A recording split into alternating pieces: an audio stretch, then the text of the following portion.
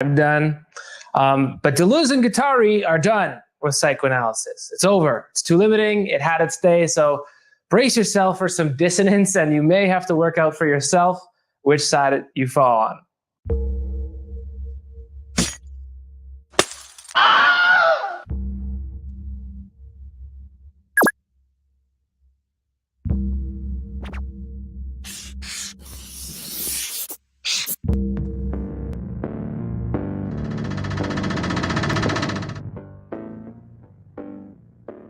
This is going to be sweeping and long, so give me those contents and keep hold of your avocado toast.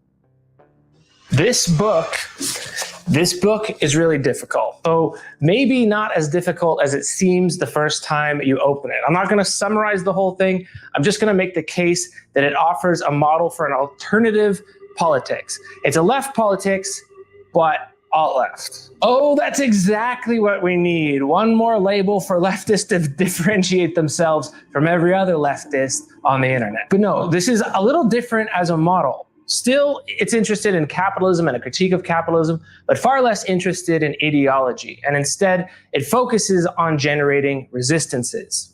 This book, and here, let's try that movie magic right there. The title, let's break it down. First, Anti-Oedipus. It's against psychoanalysis and to an extent, ideology critique also. The Oedipus, of course, is Freud's Oedipus complex, which is the foundation of psychoanalysis. Capitalism, which, as you know, is the global desiring machine, which captures our desire. And finally, schizophrenia, which is a model for how we could think more creatively and less, what should I say, hierarchically or structurally. Now, this goes without saying, but schizophrenia is a psychiatric disorder. It's unpleasant to have, I'm sure. Should the men of Orleans be silent? Jesus Christ, should he have been silent? But Guattari, the psychoanalyst, and Deleuze, the philosopher, see potential in schizophrenic delirium as a productive political process. It's an unusual hypothesis, but let's give it a shot. So for D&G, schizophrenic delirium is creative in that delusions and hallucinations spring forth into the world. And thought and language are nonlinear in the midst of this delirium. Now, of course, we don't want to imitate the content of this process of schizophrenic delusion, just the form or the movement of it in thought. Schizophrenic delirium is something actually kind of special. That is, it's unrepressed, uncoded, freed desire. And desire is the subject of this book. One more time. Desire is the subject of this book. This will help a lot if you try to open it and get lost. Now, desire is something that's almost never free. And trying to free it is why Dolce and Gabbana are both anti-psychoanalysis and anti-capitalist together in this same book. Like delirium, capitalism decodes, but it does so only so that it can trap our desires in new systems of control. Video link up there. Now, the delirium of schizophrenia is freed desire. Thus, it's a limit that not even capitalism can capture, channel, or control. So you and I gotta be more schizo to be politically effective. This is not revolution in the sense of overthrow, but revolution for a community within, pushing out. Here is the problem. Most of the time, desire is repressed by hierarchies and authority structures, or it's being channeled by capitalism. Being repressed and being channeled are, I guess, slightly different, but in both cases, your desire is not free. It's subject to one form of power or the other, either disciplinary or a control system. Conversely, liberated desire means desire that escapes the impasse of private fantasy. It's not a question of adapting it, socializing it, or disciplining it, but of plugging it in such a way that its process not be interrupted in the social body and that its expression be collective. Now, if you've tried it, this just might be the most difficult book you've ever opened, and that's because of its style. So here's a little sample. We are all schizos. We are all perverts. What neurotic, provided he is somewhat serious, is not leaning against the rock of schizophrenia? A rock, in this case, mobile, areolytic. Who does not haunt the perverse territorialities beyond the kindergartens of Oedipus? Now, the reason it's so difficult to follow, along with its sequel, 1,000 Plateaus, of course, is that DNG appealed to readers to think deliriously, not linearly. Just like it's tough to follow the writing or speech of a schizophrenic during a psychotic episode. I am a seer of spirits. I communicate with souls. You know, I can't eat because I don't have a stomach. Or an alien civilization is trying to steal my thoughts. Deleuze and Guattari want to make this a model of political thinking. Hear this out, hear this out. It's good. It's difficult, but it's probably the most innovative post-68 political project I know of. One that's radically opposed to the simple class or identity politics that's the entire menu these days. And not everyone thinks so. Uh-oh. For these guys, Deleuze is either a fake anti-Hegelian or politically impotent, or most weirdly, a crypto-authoritarian statist. Sorry, no, not getting into that. Bye-bye, boys. Okay, watch this. Go. The politics of capitalist realism. So first, I need to set you up with the problem that's being solved here, hopefully. And the problem with left politics in the 70s don't really seem all that different from the problems with left politics today. So this book holds up. Anyway, the main problem is our political world picture. In this picture, the world is broken up into zones and regimes of authority. If we are picturing an anonymous political subject, it'll be layered something like this. There's a nice picture: body, mind, social, political, and then we'll just call this world-historical. It's that which is outside ideology.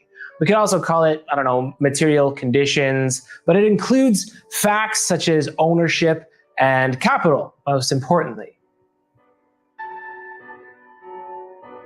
Okay, so each concentric sphere here is sort of circumscribed by the one larger than it. Your mind is within ideology, which is inside the world historical, and so on. So I'm picturing this just as a version of a political mindset, one that we kind of have as default. We have individuals whose vision of the world historical, namely capital, is obscured by ideology. Ideology, of course, makes sure that nothing changes out here. So for a leftist, and especially an online leftist, all politics turns into making a stand in these zones, because down here, the mind and the body, these zones have been abandoned to medical professionals, namely psychiatrists and doctors. Leftists, for that reason, don't often make claims to these zones, except for Deleuze and Guattari, of course. Then outside of ideology, the most encompassing sphere is, the world, including facts such as ownership, the truth about labor and material conditions, and you could just say history. This regime is known to economists, historians, and other scientific specialists. And this, of course, is the region that everyone hopes to change, hopes they can change, but it feels impossible. So what happens instead as a consequence is all these territories are marked out and argued about on the internet. So this diagram, for me, explains to leftists why not everyone is a leftist. You can't change material conditions because ideology is in the way. And too many simp dads are watching propaganda on TV, and that's why we can't have nice things, or the things that we want. Access to health stuff, education, wealth redistribution. But all politics, for the most part, is limited to this region.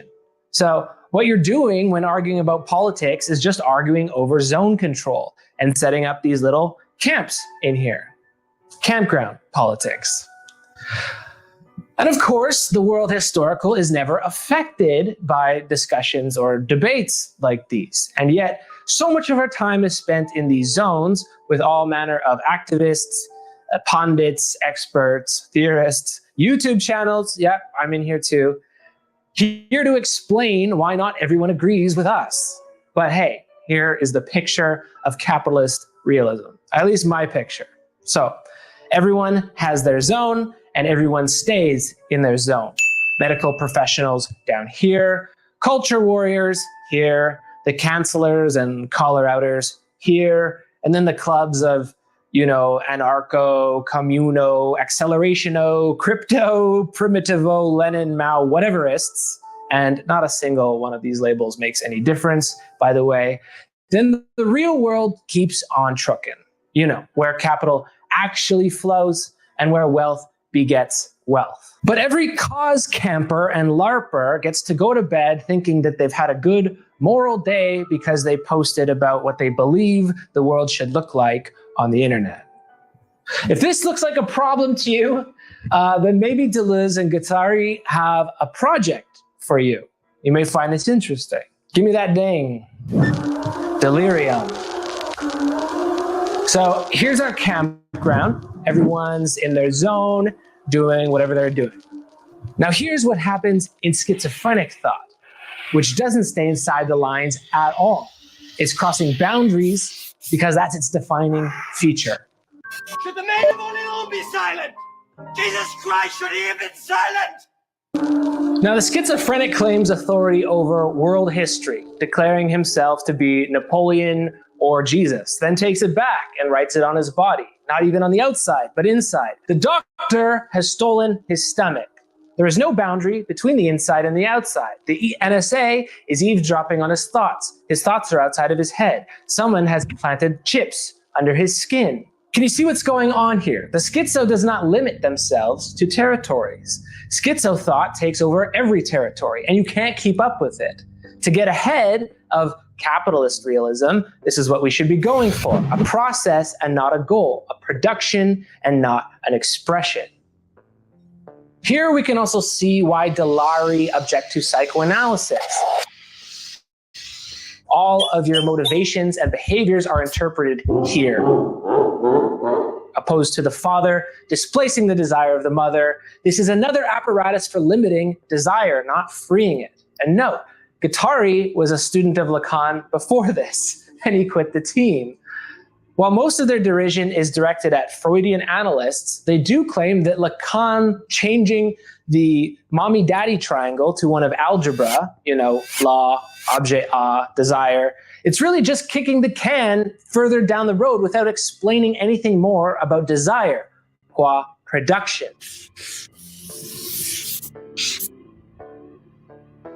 They hate this idea that desire is a lack, and that's why psychoanalysis is old news, and we now need to go to schizoanalysis.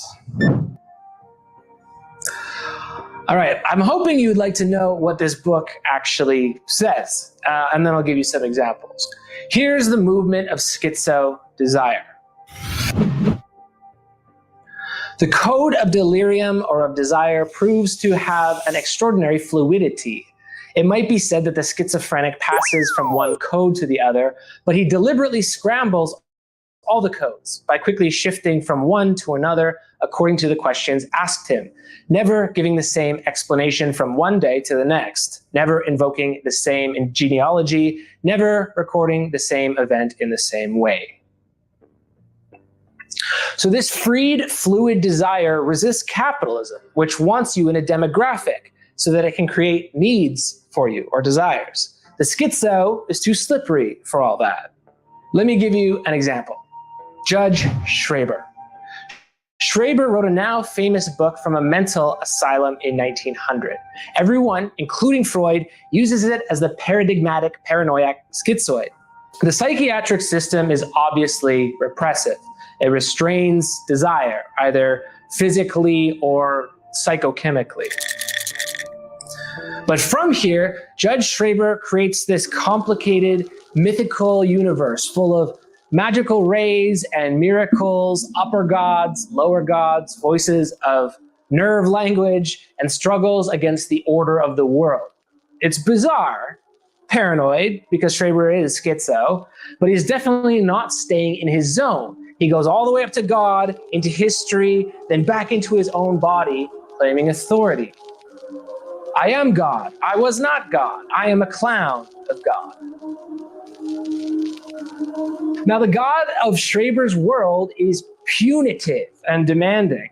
So Freud reads this and in Freudian fashion goes, oh, this whole thing must be a repressed resentment against the father. Deleuze and Guattari are like, no, stop making everything about the family and instead listen to what he says. Look at what he says. His language doesn't need to represent something else. What it does do is create these connections. So D and G have this concept called the body without organs. I've explained this elsewhere, but look at what Schreber writes in this book. I could not eat because I had no stomach. Sometimes, immediately before meals, a stomach was, so to speak, produced ad hoc by miracles.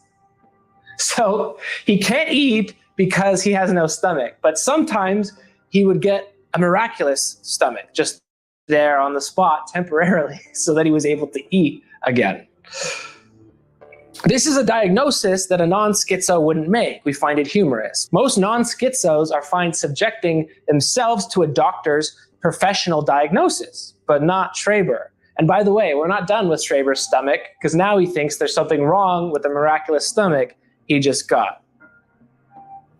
The Viennese nerve specialist miraculously produced in place of my healthy natural stomach a very inferior so-called Jew's stomach. Naturally, this never lasted long. The stomach which had been produced by miracles, in any case, only an inferior stomach, was usually removed again miraculously. Stomach appears, stomach disappears. His doctor miraculously puts in an inferior Jewish stomach into his body and then miraculously takes it out again. Bing, bing. So aside from being a pretty humorous delusion here, we can also note that racism is part of Schreber's delirium.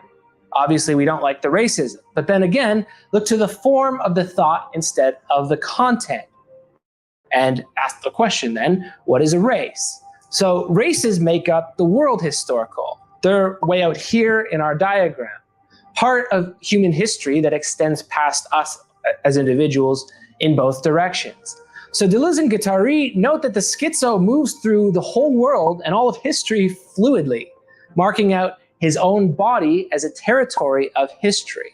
So yeah, what Schreber said is racist, but the point is that all these disparate regions can be intimately and creatively connected. The inside of the body connects directly with world history in this case. So in their interpretation, here are their words. First things to be distributed on the body with their organs are races, cultures, and their gods. The fact has often been overlooked that the schizo indeed participates in history. He hallucinates and raves universal history and proliferates the races. All delirium is racial, which does not necessarily mean racist. So Deleuze and Guattari's problem with psychoanalysis is that it claims to be listening to the words of its patients, the analysans. But really, what they do is ignore everything except what can relate to family dynamics, thus God equals father. But this misses all the creative boundary crossing that's happening right in front of their face in this Schreber case. That's right. Oedipus is completely useless, as the schizophrenic has escaped the mommy-daddy triangle. I don't know if I go so far as to say that. That's their words, not mine. So here's another example. A common delusion for schizophrenics is that someone's listening in on their thoughts. And that's crossing another boundary, the social and the mind. Sometimes they believe themselves to be messianic figures or the opposite gender temporarily. Sometimes their organs belong to a different race or they disappear entirely. See, all of this is inside the body, outside the body, in world history, in the social, in the mind. And there's utility here, and that's which there's no identity to which this creativity is affixed because it's always moving. Deleuze and Guattari would be adamantly opposed to identity politics for this reason. To commit to an identity is to have your desire captured and encircled by the state or by capitalism, And as a minority then, you have accepted the state's definition of you and become a statistic or a demographic. That is, you become molar. Becoming minor means you always elude the state. And to become minor, you need to follow the schizo. Okay, what does this boundary crossing look like? Well, this depends on what you're doing. They tried it as writers. You can see the result here. This is the table of contents from 1,000 Plateaus, which creates an assemblage of concepts from literature, psychoanalysis, history, science, art, etc. They're happy, intentionally going all over the place. And Guattari explains why. The psychoanalysts have their own cooking utensils, and the politicians have their own, etc. The necessity to re-examine this division is not born from some concern for eclectism, and it does not necessarily lead to some sort of confusion. The same way that it is not due to confusion that a schizophrenic jumps from one register to the next. So you can see the intention here. It is the reality he finds himself confronted with that drives him to do it.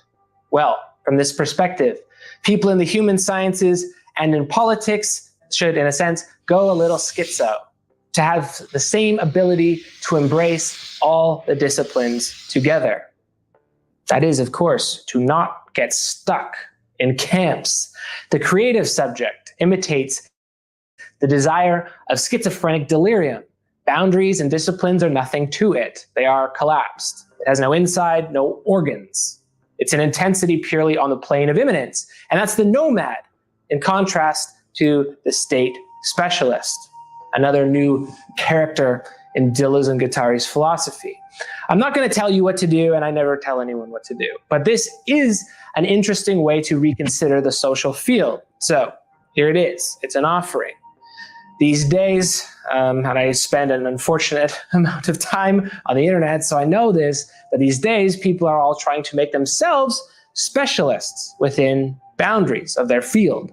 I speak as a socialist, and I speak for the socialist community, so to speak. I speak as an anarchist. I speak for the gay community. I speak for the black community. As a blank, here's what we say. Now, as soon as you speak as an identity, you have stopped becoming that identity. And the risk is then you're stuck. Then your community becomes a demographic for capital interests, including politics, as a voting bloc. Revolutionaries and nomads do not speak to the state. They seek to subvert it creatively. As you can guess, here's where capitalism and schizoanalysis come in as sort of opposing forces. Politics as this I speak as a blank to the state is actually useless, and it's made useless by capitalism.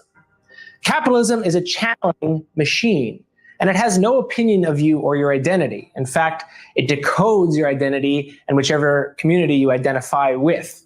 Capital growth goes wherever it wants, over borders, into computers, creating value here and destroying it elsewhere. Capitalism is a flow that decodes what we would call tradition, mores, and identities. This is exciting in a way because it does the same thing as schizophrenic thought, which also ignores boundaries, and it goes where it wants. But capitalism has one limitation from which it can never escape: the profit motive. Once it identifies you, it's going to try to channel your desire, usually as a demographic representative, as an identity. It will create needs for you. Here's what you want. Here's how to look. Here's your 5-year plan. Here's what's wrong with you. And here are your meds. Capital captures for profit. Now, this can be a bit overwhelming, but it also demonstrates that there's a limit to capitalism. And that's our advantage in resistance, to become other than ourselves. So becoming schizo, becoming minor, becoming nomadic. This is the mode of escape, whether it's as an artist, writer, musician, or most importantly, as a political subject. This has, by the way, both revolutionary and fascist potential. Nazism, for example, crosses and folds the social field by drawing on mythological histories, race science, and divine destinies, and the theories of Alfred Rosenberg, for example. But there's also a revolutionary potential in a schizoanalytic, virtual desiring machines. There are tons of examples in Deleuze's Schizoanalysis, both in Anti-Oedipus and Thousand Plateaus, but they were written in the 70s, so I think they're not going to have the same resonance with us, probably. So that's why I'm going to offer you here a different example for you, one that emerges adjacent to the beating heart of capitalism in New York City. Final section. To be honest, I'm surprised you're still here. Thanks. I hope you're having fun. I'm getting a little sweaty. Now, the Native Tongues Collective is a small movement from the late 80s and early 90s, but it follows the schizo line of deterritorialization, uniting history, both real and mythical, art, music, and style in a movement of identity creation. It also, I think, serves as a productive model for political resistance.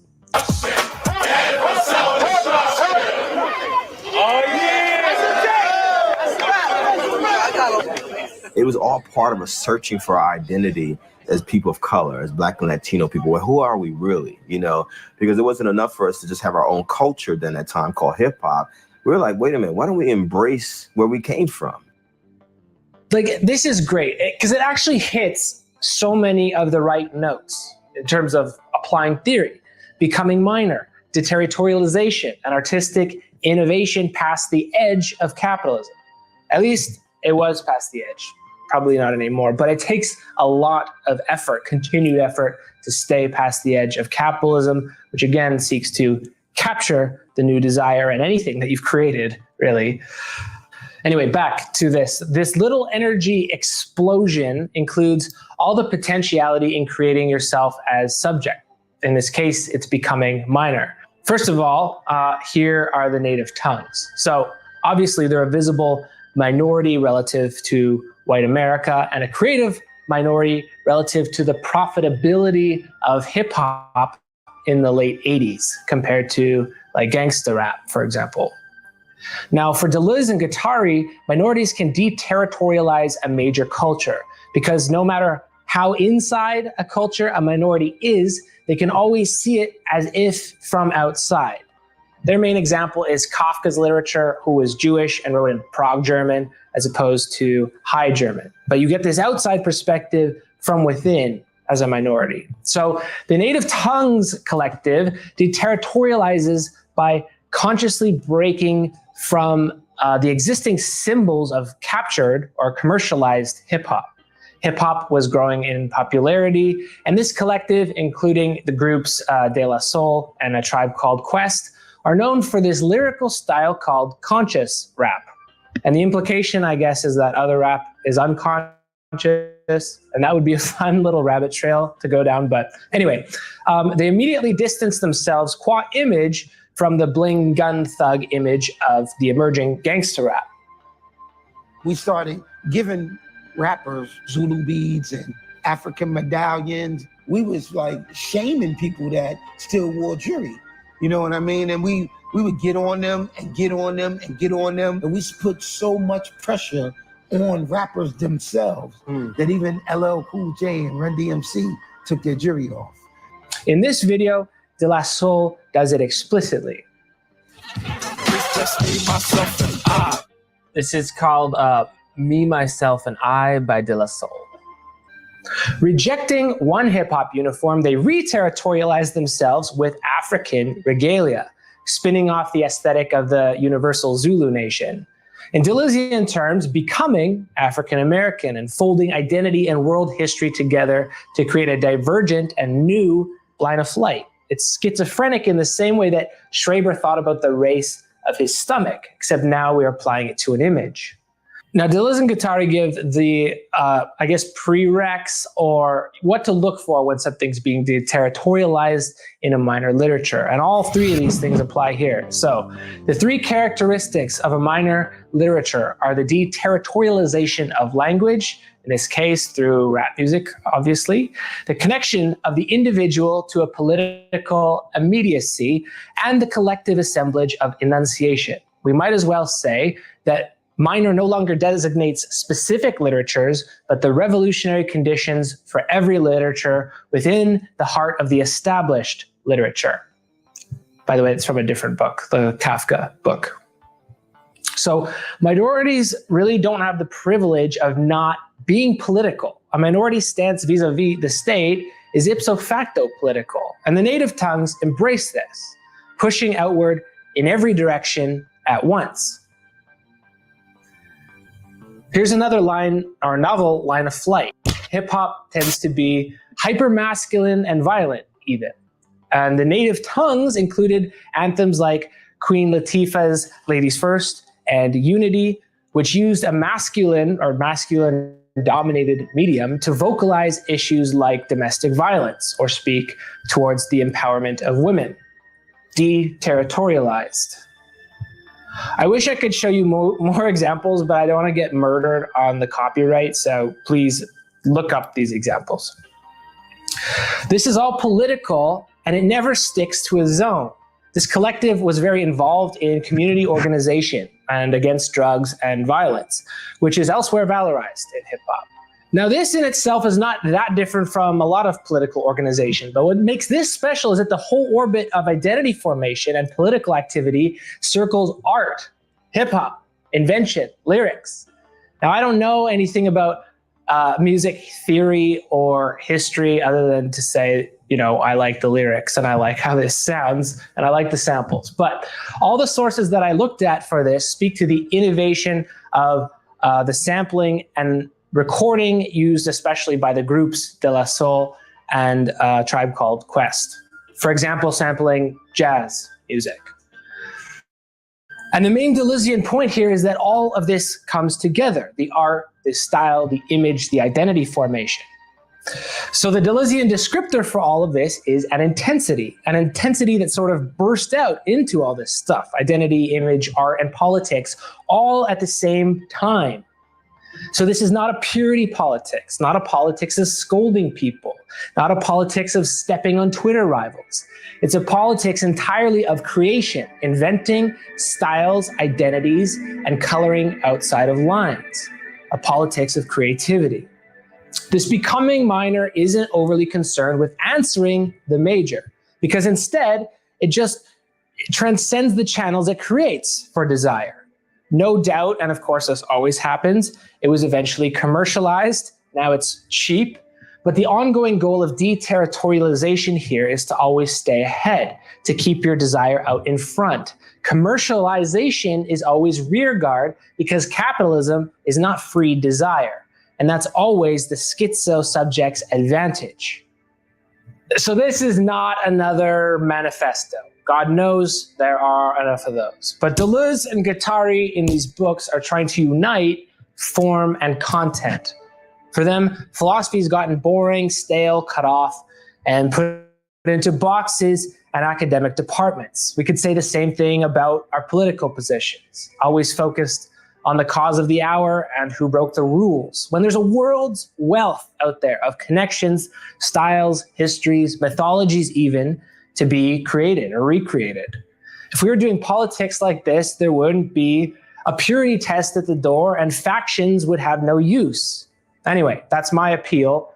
And to a lesser degree, this philosophy reflects what I kind of hope that this channel does, namely to be informative, not boring, creative when I can be, and adverse to the prevailing winds of online media. So you can thank my patrons who picked this topic. For the rest of y'all, they're keeping this going. So thank you, deep thanks to them. Supporting my work there is not just a one-way exchange either. Patrons get a whole bunch of more in-depth content on the stuff that I deal with here. So if that's a draw for you, check it out. Now we got to do this call to action. So giving a call to action with Deleuze and Guattari is always tough because everyone wants to know, what can I do? And they walked their walk by doing what they were trained in, that is writing books. I'm trying it with YouTube and not very well, actually. This is definitely not a schizophrenic episode. It's extremely linear, like this. but I have to walk before I run. Okay, so native tongues did it, of course, with music. So to you, if you're a writer, activist, cartoonist, academic, musician, or a memer, the call to action here is just to go schizo. And what does that mean? Cross a boundary, make a new connection, try something, experiment, stay ahead of the curve, go schizo. All right, this is Plastic Pills. Go schizo.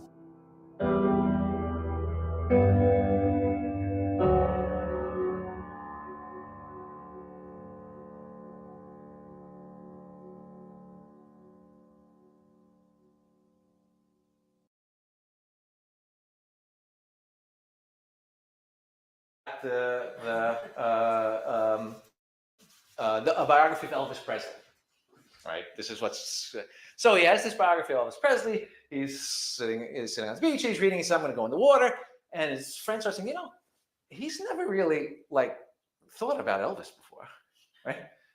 So she picks up the book, right, and it's Difference in Repetition underneath the cover, right? So this was the intrigue he had, right, with Deleuze, and he made some suggestive remarks, but I think it was sort of left to others to think, okay, what might have been there for narrative work in Deleuze, right? And this is where this got taken up and moved forward. Okay, so the next step then is I want to talk about Foucault a bit, and then we'll talk about Deleuze. But before we go there, let me ask about questions or thoughts. Anything left over on this, just the historical background here? Sven, looks like maybe yes, no? Good? Okay. Okay, yes? Okay, so let me talk about Foucault a little bit, right? Yeah, go ahead. I was just thinking about that existentialism fits very well with the neoliberalism. Keep going. Because in neoliberalism, it's your own project and you're own responsible, and it's all about this self-leadership or self-management. So it's your own responsibility to make meaning, and you're it's meaningless, and you're on your own. And what we see here today in the early liberalistic times is that people feel lonesome, they get stressed because they are on their own, which fits very well with the essentialist approach. Yes, it's interesting you say that, Alan. I think that's right, and it's interesting, particularly in Sartre's case, because what Sartre tried to do later was align himself with the radical left. So he became a Marxist, and then the question for Sartre was how to reconcile his existentialism with his Marxism. Right? And he wrote a book, The Critique of Dialectical Reason, right, in which he sought to show how you could be an existentialist and the Marxist at the same time. Right? And I will say, how shall I put this, that not all critics of that book think of it as a smashing success. But it was his attempt to do that, right?